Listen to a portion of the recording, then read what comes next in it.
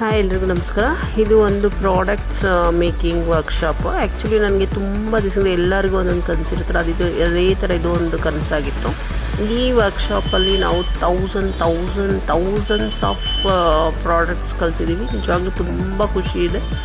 ಯಾವುದೇ ಒಂದು ಕೆಲಸ ಮಾಡಬೇಕು ಅನ್ನೋ ಗುರುಗಳ ಒಂದು ಮಾರ್ಗದರ್ಶನ ಇಲ್ಲದೆ ಮಾಡಬಾರ್ದು ಅನ್ನೋದು ನನ್ನ ಅನಿಸಿಕೆ.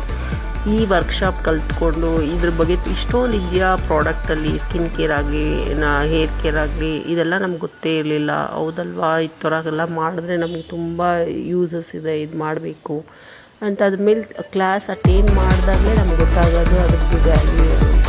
ಒಂದೊಂದು ಪ್ರಿಪ್ರೇಷನ್ಸು ಯಾವ್ಯಾವ್ದಕ್ಕೆ ಯೂಸ್ ಆಗುತ್ತೆ ನೋಡಿದ್ರೆ ನಾವು ನಿಮಗೆ ಸ್ವಲ್ಪನೇ ಸ್ಕಿನ್ ಟೈಪ್ಸ್ ಅಂತ ಹೇಳ್ತೀವಿ, ಆದರೂ ನಾವು ಥೌಸಂಡ್ಸ್ ಆಫ್ ಫಾರ್ಮುಲೇಷನ್ ಯಾಕೆ ಮಾಡಬೇಕು ಅಂತ ನನಗೆ ಕ್ಲಾಸಸ್ ಎಲ್ಲ ಅಟೆಂಡ್ ಮಾಡಿದ್ಮೇಲೆ